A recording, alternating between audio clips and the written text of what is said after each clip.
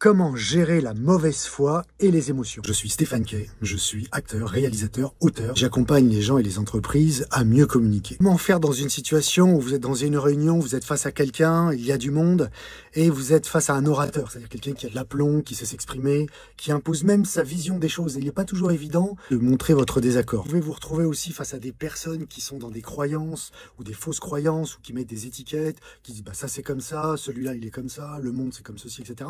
Et évidemment, vous pouvez ne pas toujours vous accorder avec ce type de généralité ou de raccourci. Vous n'êtes pas là pour changer l'autre ou changer ses croyances ou ses fausses croyances ou ses étiquettes. Donc de toute façon, c'est juste l'idée de mettre une alternative à rester dans la communication positive de ce qui se passe sans rentrer dans une opposition ou dans un conflit. Donc le fait d'utiliser le ou pas, vous le retrouverez dans le livre, eh bien va vous permettre tout de suite de basculer un petit peu la tendance d'un avis commun ou d'être pensée unique, où tout le monde doit penser la même chose. Et heureusement, ce n'est pas le cas.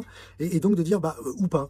Et surtout, ne vous expliquez pas derrière. Vous pouvez très bien dire, écoute, je pense différemment, ou je vois les choses différemment, si jamais on vous pose des questions. Je vous invite à ne pas vous justifier, ne pas prendre le temps d'expliquer pourquoi vous n'êtes pas d'accord, etc. Vous êtes réservé ou vous n'osez pas forcément prendre la parole, ou vous n'avez pas besoin de faire de longs discours. Plus vous serez court, mieux vous allez gérer vos émotions. C'est surtout ça. Et qu'il n'est pas toujours évident de dire que vous n'êtes pas d'accord dans une situation.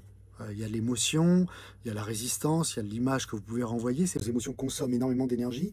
Donc, c'est de respirer pendant ce rendez-vous, cette réunion, et de ne pas se justifier, de ne pas rentrer dans des explications. Vous avez des personnes qui peuvent avoir un comportement obsessionnel, comme ça, qui veulent aller jusqu'au bout, qui vont vous interroger, mais pourquoi ou pas, etc. Surtout, laissez-lui la parole. C'est pas de changer ici la donne. Vous pouvez très bien lui dire, écoute, on verra plus tard. Essayez de le faire de façon un peu détendue, et surtout respirant dans le corps, comme je vais le dire maintenant, ou pas.